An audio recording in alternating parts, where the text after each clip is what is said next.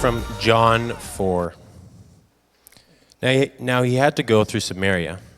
So he came to a town in Samaria called Sychar, near the plot of ground Jacob had given to his son Joseph. Jacob's well was there, and Jesus, tired as he was from the journey, sat down by the well. It was about noon.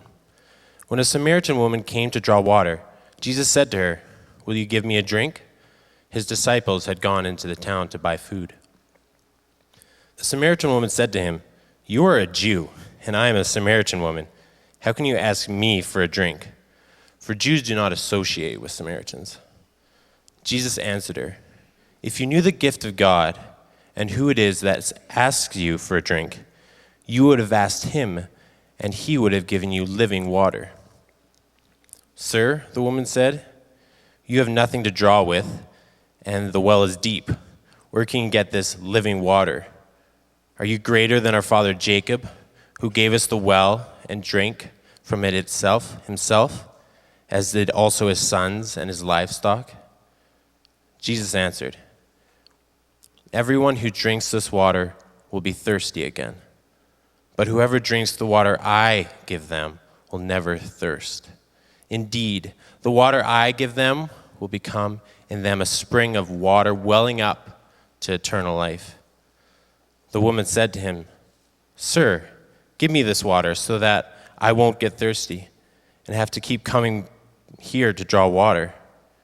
He told her, "Go call your husband and come back." "I have no husband," she replied. Jesus said to her, "You are right when you say you have no husband. The fact is you have had 5 husbands, and the man you now have is not your husband. What you have said is quite true." Then leaving her water, the woman went back to the town and said to the people, "Come, see a man who told me everything I ever did. Could this be the Messiah?" They came out of the town and made their way toward him. Many of the Samaritans from that town believed in him because of the woman's testimony. "He told me everything I had ever did." So when the Samaritans came to him, they urged him to stay with them. And he stayed 2 days, and because of his words, many more became believers. They said to the woman, "We no longer believe just because of what you said. Now we have heard for ourselves, and we know that this man really is the Savior of the world." As we think about some of the challenges in the church, because I love you so much and because our morning with some of the early Christmas blessing, I think you deserve this. I wanted to read you this brief little story. It's a little humorous. Please don't get mad at me. I'm not trying to offend any other church fellowship denomination.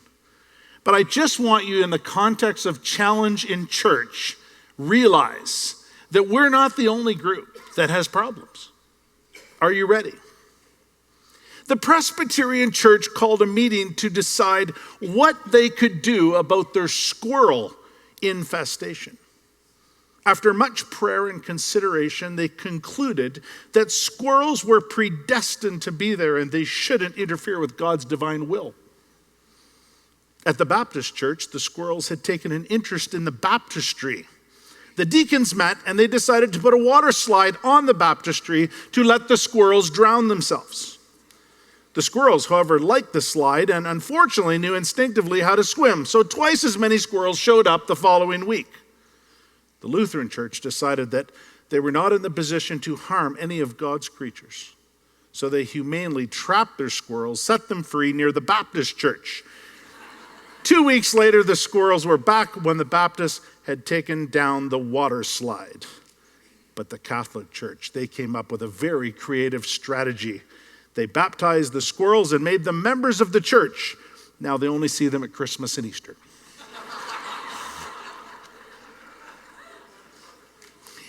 Church has had problems for years. Different challenges, different moments, different seasons. To be a leader of any organization, you always have to feel different levels of challenge. It's just what we do. And of course, when you think about church world, as leaders of church world, we have different sorts of problems. We have the flavor of church and how we do things. We have the direction of church. We have congregation members. We have to sort out many different stories and problems and issues, and we take everyone at where they're at and try to move them forward, and we have all kinds of interesting pieces. And then we have our own footprint in our city. We have other pastors and other churches that we work with. This week I had a fabulous conversation. A new leader has taken over one of our larger churches in Edmonton, and his name's Michael. And I just love Mike a lot. And we got into a phone call, and we were talking around the communion table. He said, I got to ask you a question. He said, I'm just stuck with, not necessarily from a theological standpoint, I think I got that figured out, but it feels to me that we've spent a lot of time guarding the communion table rather than making it more open for God. And we had an awesome chat. I said, you called the right place. There's other places you might call, they would tell you, absolutely, lock the doors, and if they're not members, they can't. And I said, think about what that does. And I told a story about a West Sider that was actually here sitting in their car waiting a few years ago to come into the church. And he said this phrase, I'm not sure I would be welcomed into a church. And I remember a couple months later serving Dennis and Wendy communion. I said, Michael, that's what it's all about. But in the middle of our conversation, I realized this is what drives me. This is the part of my own journey that I want to share as we look back and look forward. But I think it's significant when we think about the journey of church, but the journey of every individual soul. My grandpa, who I absolutely love and in many ways have lots in common with, if you ever had a chance to meet him. He loved his humor. He certainly was a bit more of a fashion statement than I am, although today I wear the millennial glasses. I hope you love my new look that my daughter has selected for me. You think your wife is a problem picking your clothes. Try your teenager. Grandpa was a bootlegger. He ran the borders of Windsor to Detroit during Prohibition. He was as wild as you could imagine. But somewhere on his journey, somewhere in the moment of brokenness, he found Jesus. My mom said that she'll never forget the moment that as an 8-year-old child, that when Dad came home, everything was emptied. The cards, the liquor, the magazines, the whole entire lifestyle of what he had celebrated was gone, and everything changed. So much so that my grandmother saw the change in him and said, I don't know what's going on, but something's, and then she became a faith follower, gave her life to Jesus, became a preacher for many, many years. It was Heather's parents, their dad, Enos, that was invited to a church service, and an evangelist by the name of Willie Fitch drove the gospel message of changing from the lifestyle you're in to where you could become, converted, walked into the faith message and led their whole family. Now there's 128 family members all walking with Jesus, heavily committed in their faith. You see, the gospel matters to us. And David said last week when he was talking that it's not just about good worship and preaching and a better something that we could offer, because the world has drifted away from that. We have to push forward into other ways how we're going to make incredible connections. This story is so great for us because it helps us as an individual, as a believer, as a new person to faith, as someone outside of faith, trying to understand where we fit in the whole story. It's the map that Jesus gave us in helping us understand what can happen in our own soul and what can happen into the life of someone else that we walk through the faith journey. What I love about this story is it's simple and it's practical. If you get to know me in any way, I am not complicated, I am simple, I am practical. I am practical to a fault. I like things that have to work. You hear lots of great ideas. You hear, I have children that have wonderful creativity, but linking it together is always the challenge, because practically it just has to make sense to me. This story has made so much sense. In fact, I would say this is a template for us. One of the things that's been happening, and I hear the stories, many of you, and I want more of them, as many of you can email me. If it's happening to you, you got a moment. Somebody said to me just recently, I had a well moment. It was just the strangest thing. Before you know it, I'm in a conversation that just doesn't make sense. Here it is. Here's what Bobby said. It's a well moment. But I want to unpack it this morning because for some of you, you haven't had it. For some of you, there's a desire to have it. Some of you, it's just been going on all the time and you just do it regularly. You don't even know it. But I want to bring it into context of what does these well moments look like. And it's so easy for you to memorize the template this morning. Had to go, Jesus was tired, and it was the wrong time. It's that simple. Had to go, Jesus was tired, it was the wrong time. And I want us to walk this together, the had to go part. There was a geographical problem when you look at the map of where Jesus had to go, say the word had to go, like Costco, had to go. I just don't want to go, but I gotta go. There was a geographical issue because Judea was in the southern portion of Israel, Samaria was central, and Galilee was northern. He had to go right directly through, the only way. And this was the pathway that he had to travel. Now, I don't know about you, but please know this, don't ever let me drive you anywhere. Don't ever ask me for directions. I am as awful at directions as you could possibly ever imagine. I don't know what's wrong with me. I've never asked the doctor. I'll say this because you're a beautiful morning crowd of grace, and we've sung about grace, so please, some grace. I've been lost in a movie theater. I've gone in one door to a washroom and come out and had to go back to the front of the parking lot doors to figure how to get back to the theater we went into. I know they have tickets and they have directions, but it just doesn't work for me. And my dad was directionally brilliant. Every place we drove, he took another road. He took a different way to go. And then when I started to drive, he yelled at me, "Did you not know where you're going?" I went, "Well, how would I know? We've never gone the same way twice." The challenge for us, and it's taken years, but I got my way around Calgary. I figured this, it's actually quite good. It's quite simple. But there are roads that we have to go down. And I believe that God, in his amazing wisdom, takes us down some roads that we didn't plan on going down. And that's the brilliance of discipleship and journey when we walk with him. You see, this road had some bad history. Jews, Samaritans don't hang out together. There's challenges, there's bad feelings, there's wrestles together.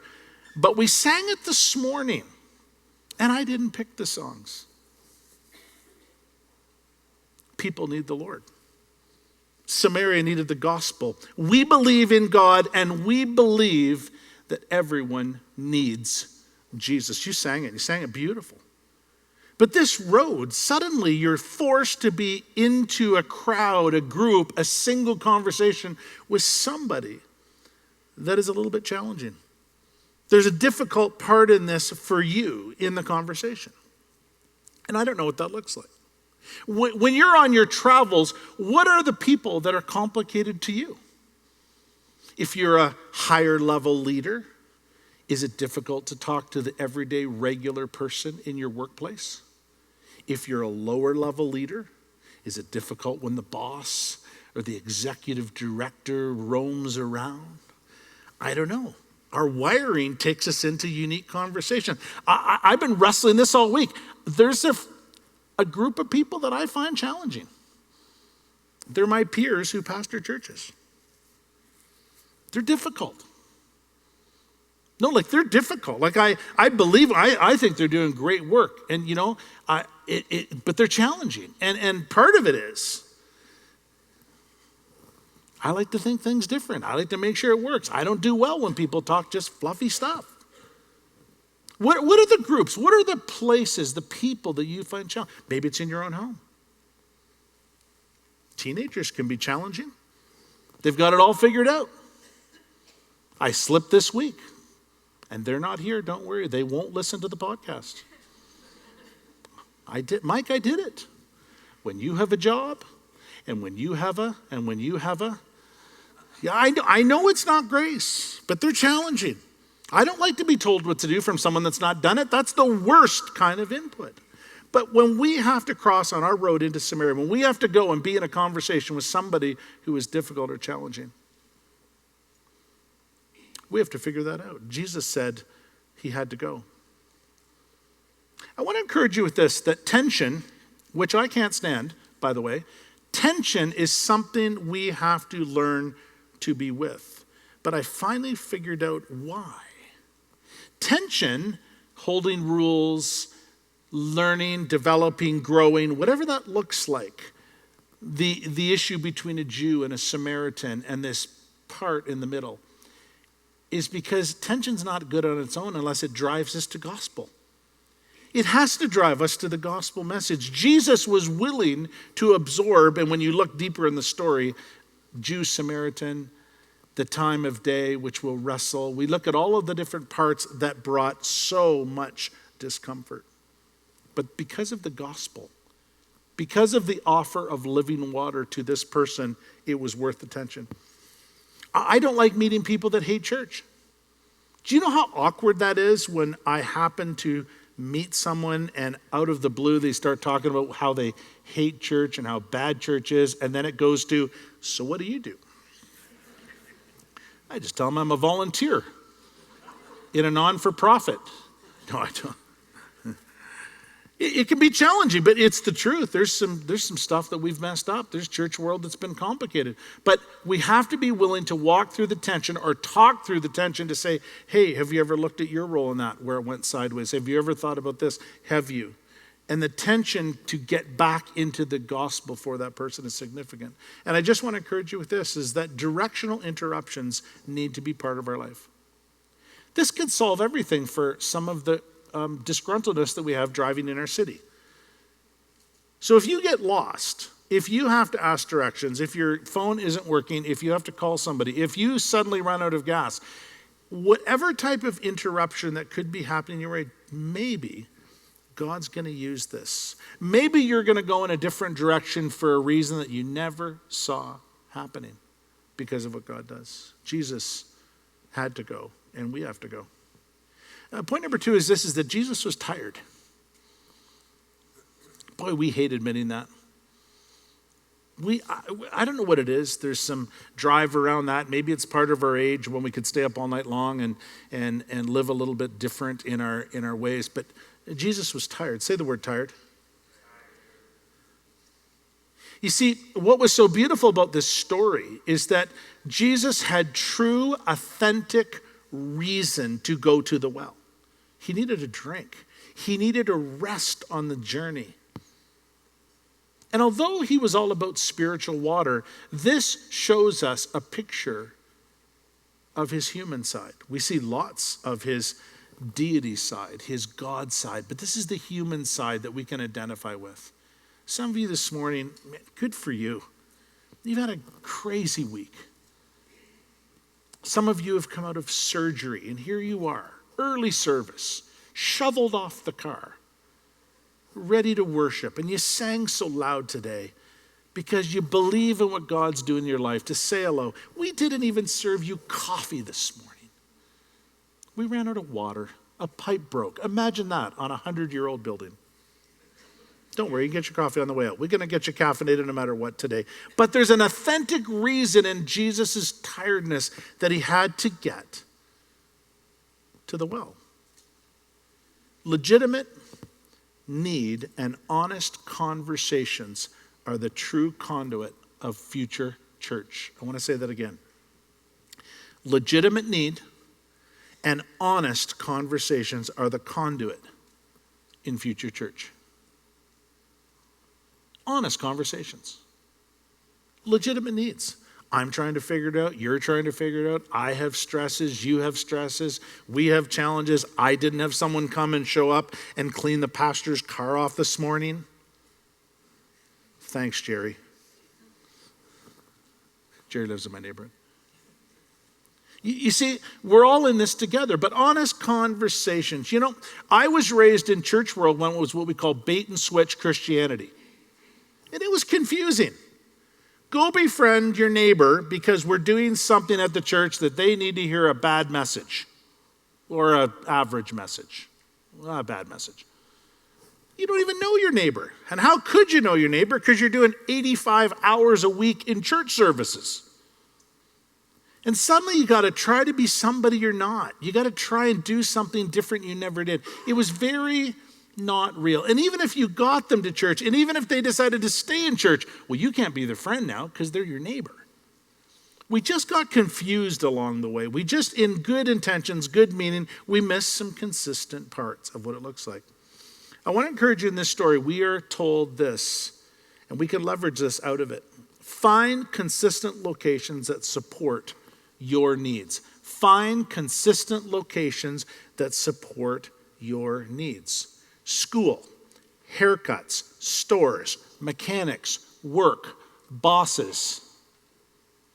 Consistent people that are just part of your life. An incredible guy by the name of Paul Borden talked about this, and he said he started doing something when he retired with his wife. They started to walk downtown in the corridor of a small town that they lived in, and they started to build a relationship with every owner of every little business. And he said, he just introduced himself and said, "Do you go to church?" And they said, "No." And he said, "Perfect, let me be your pastor." And he just literally walked in, and just from walking, all of a sudden, then it was the wedding of the daughter, then it was the funeral, then it was the connections, then it was the business challenge. And he just automatically became the pastor of a group of people that had none. But when you think of us, think of the consistent group of people that you generally have to see all the time. I put a list together for you. Steve, my hairstylist. He's actually not a hairstylist. He's in the marriage support business. Because if my hair is not right, you get the rest of the story. This is what Steve does. The first time I met him, I said, "Steve, so great to meet you. Gray hair, it doesn't work. I need your help." I said, "And you were in the marriage business." "No, man, I'm in the hair business." I said, "No, you were in the marriage business." And I introduce everyone to him because that's what he does. That's Steve. We've invited Steve out. Steve is like the squirrels. He is a strong, believing Catholic that has never attended church only once a year. And we fight about it all the time. But he will be coming to church. Mechanics. Now, some of you don't even know what those people are. But generally, they're people that fix your car. Some of you have never had a car break in years. God bless you. That's awesome. But there are people that you need their help. David's not here. I'm going to tell a secret. He is a mechanic named Tom.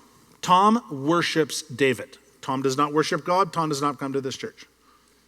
But he loves David. He loves David. Something about soccer has got these two weirdos together. He won't do anything for me. In fact, he's not my mechanic anymore. Because he's all about David. I go to ask him about my car. He wants to talk about David. I want the car fixed. It's his connection. Brenda at the bank. Ray, my dear friend, who fixes all of my broken carpentry problems because he measures and it works. He wants nothing to do with God. Rod, Joanne at the school. I was thinking of all of the people, even my vacuum. When vacuums go down, I don't know about you, they're not repairable. Ali, he's on 37th. I see Ali all the time. Bobby, tell your kids to stop vacuuming up socks and dogs. They are not meant to be in vacuum cleaners. Thank you, Ali. We build these relationships with people because of how great they're. Now, I had some other amazing connections, but they've all started coming to church, and now that's kind of, and Jerry, and I've got an amazing optometrist, and Doug Burns. He's doing everything amazing, and then my dentist, now he's here. And they're just too good. I just can't leave them for gospel's sake. Sorry, I just can't. So I'm going to go other directions to get more people. But you see the consistent people. In fact, I would ask you to do this. Start working a list, a practical example of who are the people you run into every single day that maybe don't know a lot about you. It'll change how you treat them. It'll change how you process with them. And all of a sudden, relationships start to develop. And it's amazing. I've told this story before, but it's possibly one of the most brilliant pieces I've ever had. So it's worth saying again. Dan Cochran at Crossroads Church, he's the leader there. Dan is an amazing pastor. Honestly, he's just a gift to all of us as pastors. And his son was a hockey player, and they would do hockey and then do Tim Hortons on the way home in Red Deer. And after a couple of years of doing lots of hockey and lots of Tim Hortons on the Friday, he was there without his son. He actually went and got a coffee without his son. It wasn't a hockey day. And the girl who was normally waits on them said, "Hey, what's going on? Your son's not here." And he looked and he said, "He's good looking, isn't he?"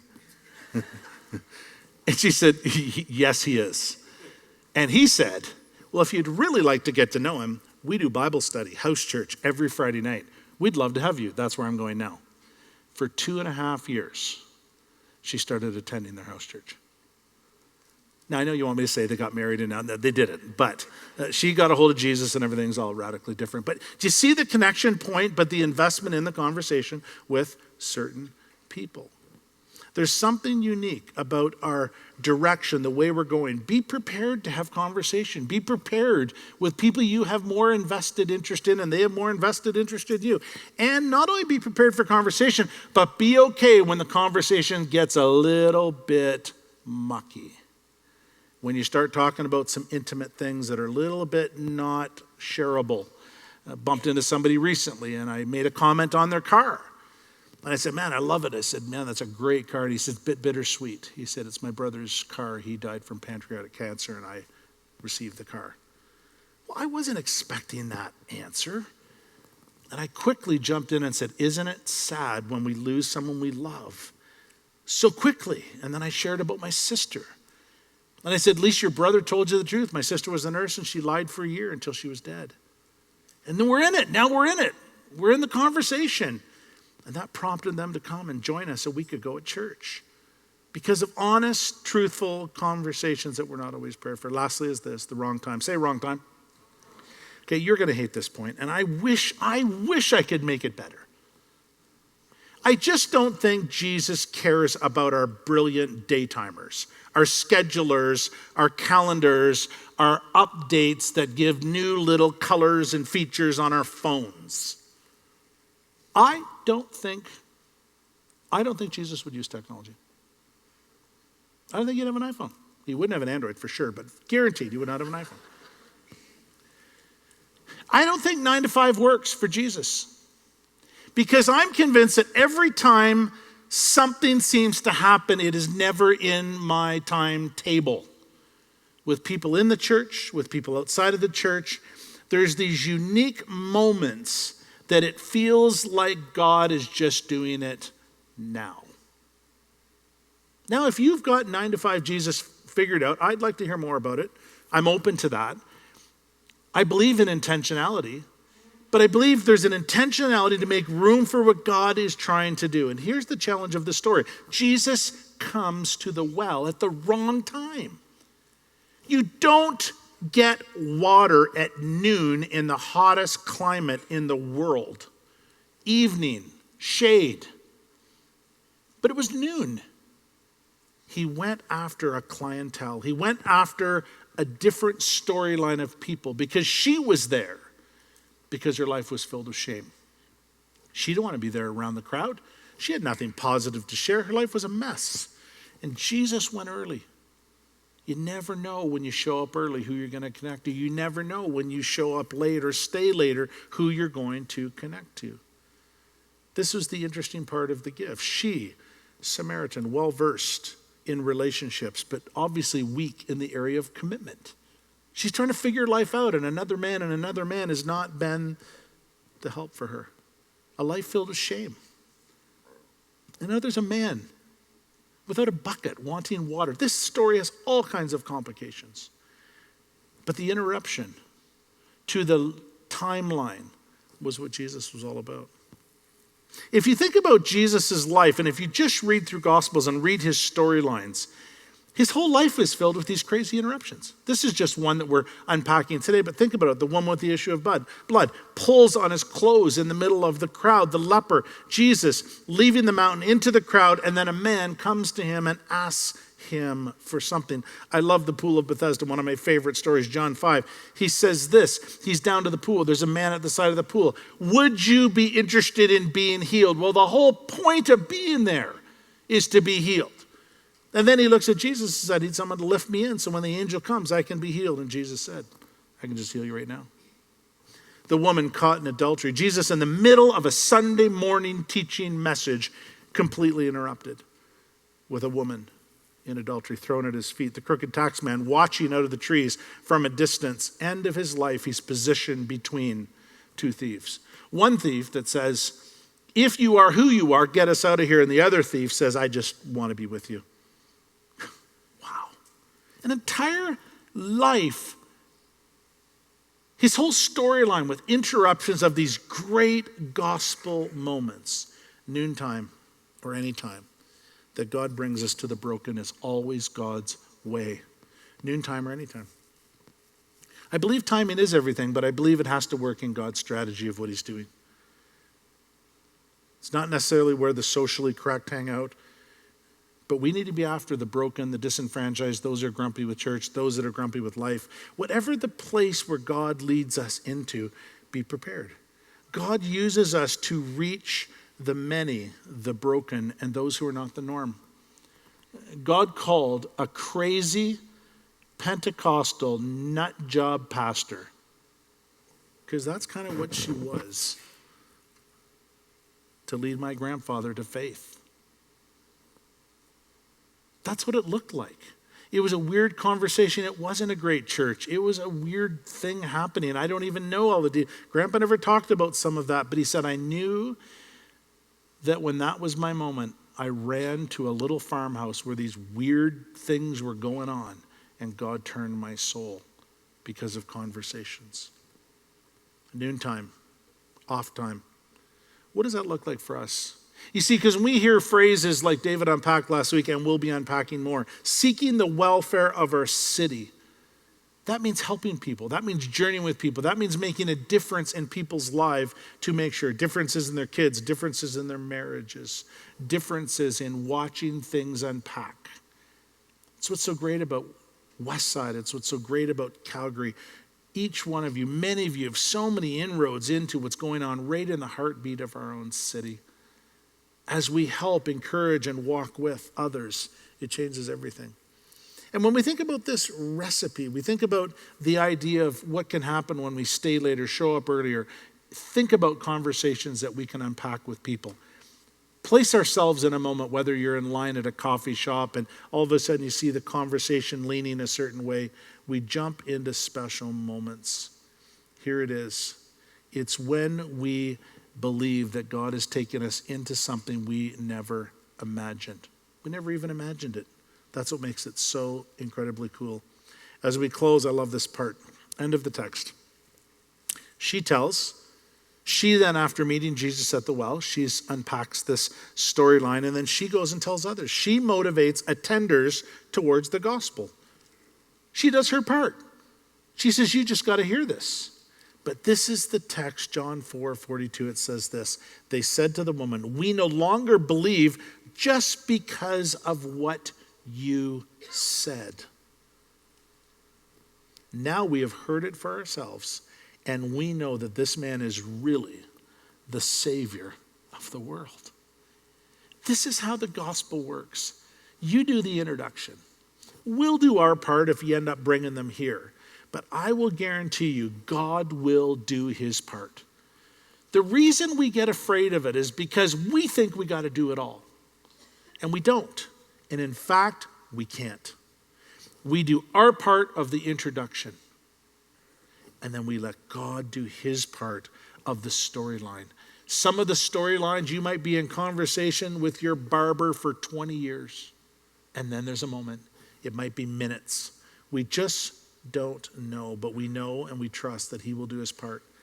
Society believes that the church has nothing to say. But I believe the church has a lot to say. When we talk lightly, as I did a few weeks, about seeking the gifts, it's why the gifts of the Spirit that Paul encouraged Corinth with, it's so powerful because God gives you wisdom and understanding and faith. When you think about your neighbor who doesn't talk to you, that walks across the street and says, I have just been diagnosed with an illness that we were not prepared for. It now has nothing to do with how big their house is, how beautiful their garden is, or what their car looks like. If you could be the person to say, I don't understand this either, but would you allow our church to pray for you? And could I pray for you right now? I have never met anyone in illness that is not open to any form of help, including prayer. What do you do when they're healed? What do you do when suddenly they get you to walk with them? We had this story at conference a few years ago. It transformed my life because it was a mom that said, I want to impact my city and I don't know how to do it. And nothing opened up. She was quiet. She was more introverted. And she met one of her kids' teachers and she just kept showing up and helping, cutting paper, gluing things down and being an awesome teacher's assistant. And then the teacher ended up with a brain tumor. And she said, did I ever one time think that I would be doing chemotherapy runs and caring for this teacher for 7 years? 7 years. When we pray and say, God, would you lead us? We don't know what it's going to look like, but that's what it looks like when we say seek the gifts. When suddenly your neighbor who's in an awesome house and an awesome career says, I have a promotion opportunity, but I'm scared that I don't have the skills. And you say, can I pray with you? Because I believe you do. And a gift of faith comes into him as a result of you, and he believes, and then he gets the job, things turn around, and now you've got this kind of relationship. You talk to him about your faith and what it looks like and how it comes together. Seek the gifts, because the gifts are the tools that when we're in these conversations change everything. It's the church strategy that Jesus dreamed of. I don't know about you, but I just can't wait for more stories because they're real and they're every one of you. You're all here for the same reason. You're all here because there was a moment in your journey that somebody had a conversation, an invitation. And we love welcoming communities. In fact, it's one of the things when you look at our history, we have turned from being a bit of a quiet, difficult church that went through some tough history to a huge welcoming community. I hear that at the front end of every new person. I can't believe how welcoming the church is. And that has to be.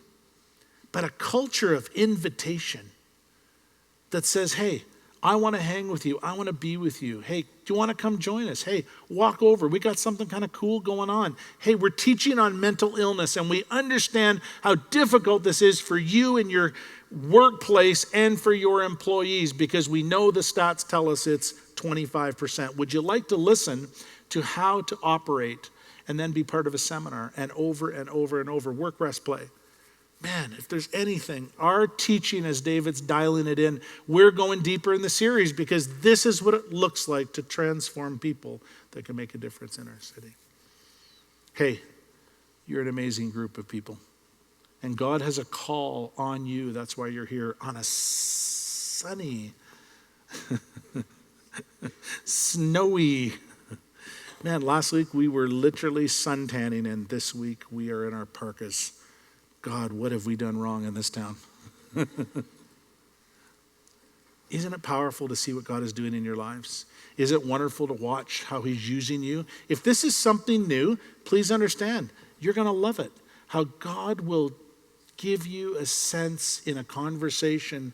It may not be a well, you may not be looking for water. We were today, however, we got it solved. Your coffee's been made, and now we process moving forward. Because this is the week that God's going to use you. Let me pray, and then we leave.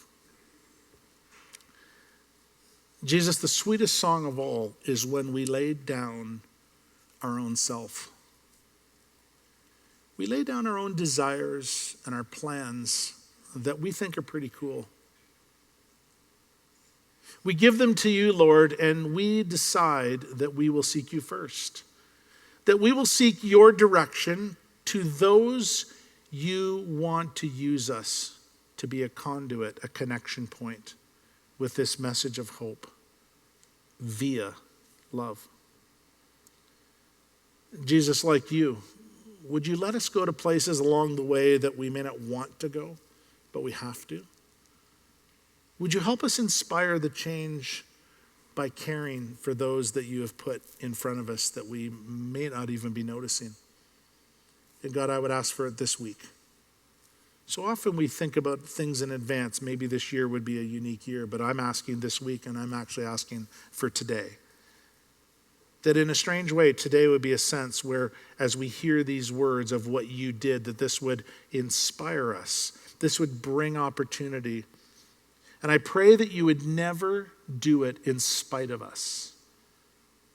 God, let each person here be able to participate in the joy of walking with other people in making them better, in impacting their own surroundings, and of course, making a difference in our city. And God, we thank you for the blessing that comes to us as we learn to do that. In your wonderful name we pray. Amen. Amen.